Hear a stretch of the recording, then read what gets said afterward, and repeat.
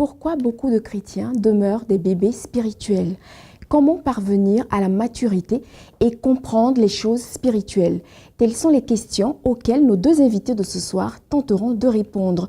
Je reçois sur mon plateau le pasteur Likri Jean-Claude.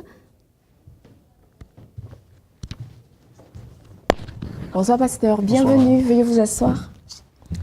Et l'apôtre Avi Blessing. Bonsoir apôtre, bonsoir. Bienvenue, veuillez vous asseoir. Vous êtes sur Béni TV et vous suivez Plume de Vie, bienvenue.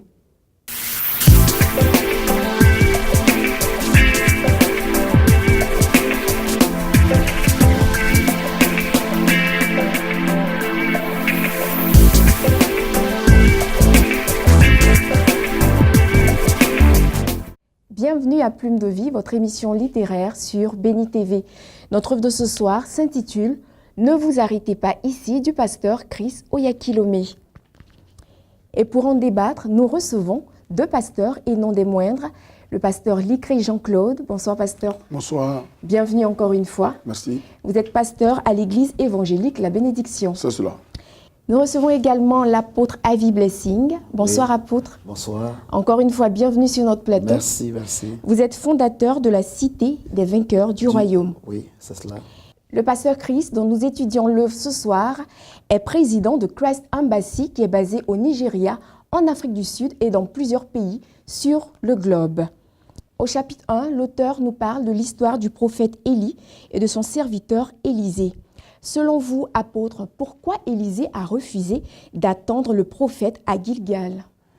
Merci, parce que déjà le titre « Ne vous arrêtez pas ici est évocateur. Ici, le pasteur Christ, il utilise deux personnalités influentes de la Bible, à savoir le prophète Élisée, qui était le disciple du prophète Élie. Et le prophète Élisée décide de l'accompagner parce qu'il voulait une marche continuelle et arriver au lieu de la confirmation. Pasteur Likri, oui. Comment insister en tant que chrétien sur les choses de Dieu, sur les choses spirituelles? Alors, merci pour cette question. Il faut déjà dire que insister sur les choses de Dieu en tant que chrétien, nous sommes ici dans le livre intitulé « Ne vous arrêtez pas ici ». Mais quand vous voyez encore le sous-titre, Pasteur Christ met « Avancez ». Voilà, donc, comment insister sur les choses spirituelles? D'abord, il faut être diligent. Il faut être très attentif et il faut être focalisé. Il faut être focalisé et c'est ce qui était le cas d'Élisée. Élisée était focalisé. Il ne s'est pas laissé distraire par quoi que ce soit. Il savait qu'il suivait un maître. Il avait foi en lui et il voulait arriver là où ce maître arrive. Il a même dit à Élisée, il a même dit à Élie que si Dieu m'a choisi comme ton serviteur, ça veut dire que partout où tu vas, Dieu sera aussi d'accord que je sois avec toi. Je ne dois pas te laisser. Donc, pour insister sur les choses spirituelles, il faut vraiment avoir déjà l'amour des choses spirituelles. Il faut avoir l'affection des choses spirituelles. Il faut être assis dans la parole de Dieu et la connaissance, la compréhension des choses spirituelles pour véritablement continuer la marche. Quand le pasteur Chris dit dans le même chapitre, Dieu commence une nouvelle chose dans votre vie alors que l'autre vie est roulée. Qu'est-ce qu'il entend par là? Alors, il faut déjà dire que Gilgal même veut dire rouler, faire rouler. Et donc, en son temps, Dieu avait roulé l'opprobre de l'Égypte de dessus les Israélites. Tout à fait. Voilà, donc il a enlevé, disons roulé, il a enlevé l'opprobre de l'Égypte de dessus les Israélites. Alors, la question que tu as posée, c'est que comment rouler? C'est ce que tu as dit? Tout à fait. Voilà. C'est-à-dire, nous sommes à Gilgal. Gilgal, c'est le lieu du commencement. Le lieu du commencement. Voilà, le lieu du commencement, mais en même temps aussi, vous allez comprendre que c'est le lieu du renouvellement. Et en termes spirituels, pour expliquer cela, parce que Christ, quand il prend les 4 étapes, chaque étape nous donne une signification spirituelle.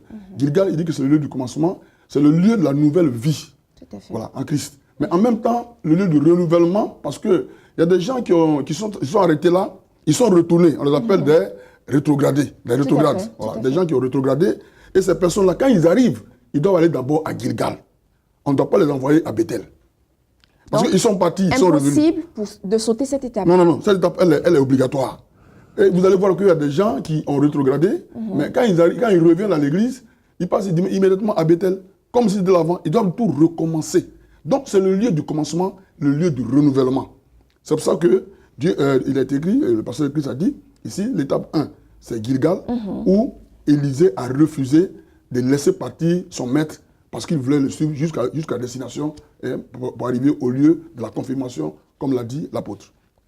Mais est-ce que cette insistance d'Élisée de nos jours ne pourrait pas être vue comme une désobéissance à son chef?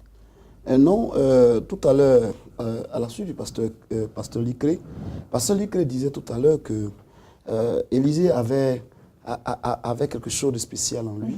C'est-à-dire qu'il était focalisé sur tout ce que son maître Élie était en train de faire. Il était focalisé, c'est pour ça que la Bible schématise par les yeux qui étaient rivés vers son maître qui était en train de monter. Cela sous-entend que lorsqu'on insiste à rester avec quelqu'un, ce n'est pas une désobéissance, mais c'est pour apprendre de lui, c'est pour recevoir de lui, c'est pour être mieux coaché par lui. Parce que insister, c'est être déterminé. Insister, c'est avoir une certaine volonté en nous. Or, la Bible dit que si vous avez de la bonne volonté, vous mangerez les meilleures productions du pays. Ça veut dire que Élisée était déterminé à atteindre un objectif qui s'est fixé à lui-même. Donc, c'est une bonne chose que d'insister, ce n'est pas une désobéissance. Je voudrais même apporter quand même, quelque chose. Ce que dit l'apôtre est tellement important. Tu sais, Élisée insiste parce qu'il a un maître devant lui. Et donc, ce maître-là, il doit l'imiter. Tout à fait. Donc, on ne pourra pas parler de désobéissance. Il veut imiter le maître. Il veut faire comme lui. Il veut être comme le maître. Donc, il faut qu'il arrache cette bénédiction-là. Parce que vous avez vu dans la Bible dit que le royaume des cieux est forcé et ce sont les violents qui s'en emparent. Donc, il faut dire qu'Élisée était quelqu'un de violent. Partout, son maître lui dit non, arrête-toi ici. Il dit, moi, je continue. Donc, c'est ça qui est important. Oui, et puis il insiste. Pourquoi? Parce qu'on nous parle d'une première étape, un nouveau commencement. Dans le nouveau commencement, il y a une ancienne vie qui a été balayée. Or, la Bible dit, si quelqu'un est en Christ, cette personne est une nouvelle créature. Les choses anciennes sont passées, toutes choses sont devenues nouvelles. Élisée ne voulait plus regarder en arrière. Il insistait à aller de l'avant. Donc, laisser passer l'ancienne vie, se couper d'un ancien monde et se détacher des anciens vices. Voilà pourquoi il insistait à suivre le maître qui était un modèle à suivre. Donc, celui qui suit un modèle doit, avoir les yeux rivés sur ce modèle-là, quel que soit ce qui arrive. Oui. Il doit être focalisé. Focalisé. Il doit faire comme lui. Tout à fait. Voilà, ça dit que, c'est ça, Paul l'a dit, quand vous lisez 1 Corinthiens chapitre 11, le verset 1, il est écrit, soyez mes imitateurs comme je le suis moi-même de Christ. Donc, être imitateur de quelqu'un, c'est faire ce qu'il fait. Il peut te dire, reste ici, il peut te dire, non, je vais partir avec toi. Mais qu'est-ce qui fait qu'aujourd'hui, quand on remarque dans nos communautés chrétiennes, on a l'impression que le pasteur a une vision et les fidèles en ont une autre? Oui, c'est ce que le pasteur Licré, pour me répéter, tout à l'heure, n'a pas omis de mentionner. Ça veut dire que des gens sont venus, ils sont venus à Christ, mais ils n'ont pas coupé radicalement avec l'ancienne vie.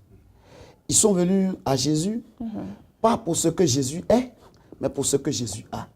Wow. À partir du moment où nous venons au Seigneur pour ce que Jésus a, et non pour ce que Jésus est, nous avons fait fausse route. Et donc, nous brûlons les étapes. Et donc, nous ne passons pas par Gilgal, nous voulons aller automatiquement à Jéricho, brûler Bethel, ainsi de suite. Donc, c'est ce qui fait qu'aujourd'hui, les gens ont du mal à suivre les gens. Et ils n'ont pas appris à être comment on appelle ça, fondu dans le feu comme l'or est épuré par le feu. Non, ils refusent. Et donc, il y a problème. Il y a problème. Donc, ce manque de croissance qu'on constate parmi les chrétiens est dû, selon vous, à un problème de leadership. C'est-à-dire que ceux qui sont censés s'aligner selon la vision du leader de l'Église ne le font pas. Oui, ça fait partie de ce que tu dis. Le fait de ne pas s'aligner sur la vision du leader, c'est déjà un problème. Puisqu'on dit leader et on parle de vision. Donc s'il y a une vision, il il y a quelqu'un qui tient la vision, qui la maîtrise et que nous devons tous suivre. Si on ne suit pas la vision, ça veut dire qu'on a emprunté un autre chemin. Tout à fait. Et cette vision-là, si Élisée ne l'avait pas suivie avec Élie, il ne serait pas arrivé au Jourdain avec lui. Parce qu'il aurait emprunté un autre chemin ou bien il serait arrêté quelque part, soit à Bethel, soit à Jéricho. En tout cas, il serait arrêté quelque part. Mais quand on parle de vision, c'est-à-dire qu'il faut suivre celui qui a la vision. Parce qu'il maîtrise, c'est à lui que Dieu a parlé, c'est à lui que Dieu a donné la vision. Et tous ceux qui sont derrière lui ne feront que faire ce que lui demande de faire. Parce qu'il y a un compte à rendre, à demander à quelqu'un, c'est à celui que Dieu a donné la vision que Dieu va demander. Et puis ce qu'il ne faut pas manquer de dire, c'est que quelqu'un qui refuse de suivre la vision de celui qui est à la tête, il n'est pas un vrai disciple. Entre le maître et le disciple, ce qui fait le trait d'union, c'est la discipline. Tout à fait. Entre le médecin et le malade, ce qui fait le trait d'union, c'est la patience. Et donc, pour revenir, cela veut dire que aujourd'hui, on manque de discipline, on manque de sérieux dans ce qu'on fait. Et donc, celui qui tient la vision, automatiquement, nous devons rentrer sous la vision avec lui pour que l'objectif puisse être atteint. Quand le pasteur Chris poursuit en disant « avoir le salut, ce n'est pas suffisant, il faut aller plus loin et ne pas s'arrêter là », qu'est-ce qu'il veut dire? Bien, merci. Avoir le salut, ce n'est pas suffisant. Comme tu le dis, ça veut dire que voilà quelqu'un qui arrive pour la première fois et il dit « je donne ma vie à Christ ». Donc, du coup, il est venu dans le royaume et on l'accueille. Tout à fait. Mais c'est ça, il ne faut pas s'arrêter là. Oui. Parce qu'il y a une marche. C'est-à-dire qu'il faut maintenant la compréhension et la connaissance des choses spirituelles. Donc, du coup, il y a un voyage qui est engagé. On doit se mettre dans ce voyage-là. Donc, ce voyage nous conduit quelque part. Et tant que vous restez au même lieu où vous êtes arrivé, vous êtes venu accepter le Seigneur Jésus-Christ, vous ne pourrez pas arriver à destination. Donc, quand il dit, par exemple, que recevoir le salut ne suffit pas, il faut partir de là, ça veut dire que de Gilgal, il a dit qu'il fallait aller à Bethel. Donc, il y a des étapes qu'il faut franchir. Et chaque étape a une signification. Bethel, par exemple, quand vous y arrivez, il dit quoi? C'est le lieu de l'engagement. Parce que quelqu'un peut venir à Christ, il veut dire j'ai donné ma vie à Christ, mais il n'est pas engagé. Il y a plusieurs comme ça qui sont à l'église. Ils ne sont pas engagés, ils n'ont aucune décision et finalement, ils ne savent même pas où se termine la vie chrétienne. Mais un jour, il est venu, il a dit bon, je donne ma vie à Christ. Et il a accepté de donner sa vie à Christ. Donc on dit bon, ok, bienvenue dans le royaume. Mais ça ne suffit pas. Parce qu'il faut connaître la parole. Pour marcher avec le Seigneur, il faut savoir sa volonté. Et il faut faire sa volonté. Mais sa volonté se trouve dans sa parole. C'est pour ça qu'il ne faut pas s'arrêter là et qu'il faut continuer. Est-ce que vous partagez son point de vue? Oui, parce que vous voyez, accepter Jésus n'est pas... c'est la première étape. Et à cette étape, il faut ajouter plusieurs étapes. Vous savez, quand un enfant naît, il sort du ventre de sa mère, il y a étape par étape un processus. Tout à fait. Et donc, la vie chrétienne est un processus. Et plus nous refusons de marcher dans ce processus, nous devenons des nains spirituels. Et nous devenons un cancer dans les églises. C'est pour ça que beaucoup refusent de passer par ces étapes très importantes qui amènent chacun à avoir une certaine expérience à quelque niveau que ce soit. Et ça fait que nous perdons de vue l'essentiel même de la marche chrétienne. Voyez-vous, le pasteur Christ, en révélant, c'est une révélation puissante. À partir de ce texte, il parle d'un commencement, ensuite il atteint au point d'engagement. Tout chrétien qui n'est pas engagé, regardez, l'oisiveté amène toujours le péché. David était oisif, c'est pour cela qu'il a pu avoir le regard fixé sur une femme qui n'était pas sa femme. Et donc, quand nous sommes dans une église et que nous ne sommes pas engagés, nous ne sommes pas zélés pour relever l'objectif ou bien la vision, pour accompagner la vision de cette église, nous sommes là dans la distraction et nous finissons par être un problème, par être un cancer pour l'église. Comment, je m'adresse à vous deux, comment un chrétien qui est arrivé peut-être de Gilgal à Bethel et qui a eu des difficultés, comment peut-il aller jusqu'au Jourdain? Doit-il revenir au lieu du commencement qui est Gilgal? Ou doit-il, y a des choses qu'il peut faire pour continuer sa route? Vous voyez, nous avons tous une constitution commune. Nous avons tous un livre qui nous permet d'avancer, qui est la parole de Dieu. Et vous savez, à Gilgal, c'est le commencement. À Bethel, c'est un engagement. Abraham, Dieu l'appelle.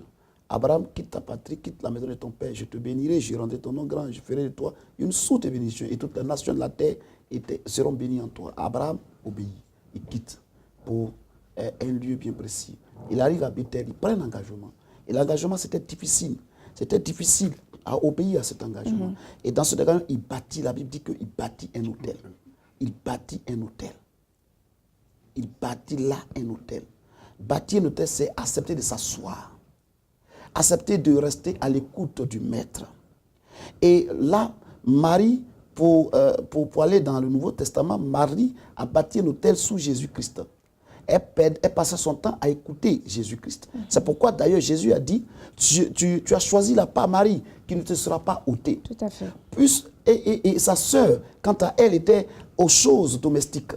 Mais ce n'est pas là à quoi Dieu nous appelle. Et généralement, elle a passé son temps à murmurer pendant que Marie était calme. Donc, dans des situations difficiles, il faut que nous restions calmes, à l'écoute de la voix de Dieu. C'est ce qui va nous emmener dans une autre étape. Les situations difficiles, en fait, Dieu même les permet. Hein, parce que, tu sais, quand tu lis dans Jean chapitre 7, verset 33, Jésus a dit à ses disciples, il dit, dans le monde, vous aurez des tribulations. Mais prenez courage, j'ai vaincu le monde. Donc, ils sont prévenus d'avance. Tu vois, Bethel, dont parlait tout à l'heure l'apôtre, c'est le lieu de l'engagement. C'est ce lieu-là où vous arrivez et vous dites, Seigneur, tout ce qui est à moi t'appartient. C'est le lieu de l'engagement. Mais on ne s'arrête pas là. On ne s'arrête pas seulement à l'engagement. Il faut aller encore plus loin. De Bethel, on va arriver à Jéricho. Tout à fait. À Jéricho, on va rencontrer, c'est la rencontre du Saint-Esprit. Et la puissance du Saint-Esprit va maintenant prendre le contrôle de toutes choses dans tout ce que nous faisons. Et c'est pour ça qu'arrivé à Jéricho, il y a eu la puissance de la louange et du silence. D'abord, Dieu a demandé que ce peuple-là marche pendant combien de jours? Pendant 6 jours. Et le 7e jour, commence à crier. Donc, c'est d'abord dans le silence. Mais qui faisait ce travail? C'est le Saint-Esprit. Donc, la vie du chrétien sans le Saint-Esprit, c'est vraiment une vie chétive. C'est-à-dire, elle n'a aucun sens. Tu ne pourras pas arriver quelque part. Donc, il faut continuer. Pour que le Saint-Esprit prenne la relève. Il arrive à un moment donné où ce n'est plus toi qui vis, comme Paul l'a dit, mais c'est Christ qui vit en toi. Et à partir du moment où Christ vit en toi, tout est possible. Tout ce que tu veux faire, tu le fais. Il y a un moment où tu vas tergiverser, tu vas encore revenir en arrière pour douter. Donc là, c'est très important. Et après, maintenant, quand nous finissons avec Jéricho, nous arrivons au Jourdain. Au Jourdain, c'est le lieu où l'enlèvement, c'est le lieu où la chair tombe et le Saint-Esprit s'élève. Donc, c'est là qu'il faut maintenant arriver. Le tout chrétien doit partir de Gilgal au Jourdain. Il ne doit pas s'arrêter en cours de route. C'est pour ça qu'il faut avancer, il faut toujours continuer la marche. Avec le Saint-Esprit. Le Saint-Esprit aidant, nous arriverons toujours au Jourdain. Ne vous arrêtez pas ici. Selon vous, pasteur Likri, quel est le message que pasteur Chris, en écrivant cette œuvre, a voulu véhiculer aux chrétiens? Alors, ça, c'est une très belle question. Et le titre est évocateur, comme le disait également l'apôtre. Ne vous arrêtez pas ici. Le pasteur Chris veut faire comprendre aux chrétiens qu'à un moment donné de leur vie, ils doivent savoir où est-ce qu'ils en sont, spirituellement parlant. À quel niveau ils sont. Et s'ils réalisent à quel niveau ils sont, comment faire pour avancer, pour passer à une autre étape. Donc déjà, le chrétien doit se revoir et savoir au niveau où il est, qu'est-ce qu'il a fait pour le Seigneur et qu'est-ce qu'il reste à faire. Lui-même, sa vie chrétienne, il doit d'abord la réexaminer pour voir est-ce que je suis encore à l'étape de Gilgal, c'est-à-dire à l'étape de commencement. Est-ce que je suis à Bethel, à l'étape de l'engagement? Est-ce que je suis à Jéricho, où j'ai rencontré le Saint-Esprit, où maintenant c'est le Saint-Esprit qui fait tout dans ma vie? Est-ce que je suis arrivé au Jourdain? Donc, d'abord, parce que Christ veut amener chacun à savoir quelle est sa position spirituelle dans le Seigneur. Et maintenant, à suite à cela, si tu vois que cette position-là, elle n'est pas encore ce qu'il faut, alors il montre le chemin pour que tu puisses avancer. En combien de mots peut-on résumer cette œuvre que vous avez eu le temps de lire? En 1 minute, nous pourrons dire que Pasteur Christ a eu une révélation exceptionnelle des 4 dimensions de la vie chrétienne. Étape 1, la vie du commencement. Étape 2, l'engagement. Étape 3, la rencontre avec le Saint-Esprit. Et l'étape 4, le lieu de la confirmation qui montre la maturité spirituelle. C'est sur ces mots que cette émission prend fin. Merci à mes 2 invités, pasteur Likri, apôtre Avi Blessing, d'avoir participé à ce débat littéraire qui était basé sur cette œuvre du pasteur Chris Oyakhilome que je vous recommande vivement de lire. et de pouvoir découvrir les 4 étapes à franchir pour atteindre le Jourdain. Merci et très bonne suite de programme sur Béni TV. Au revoir.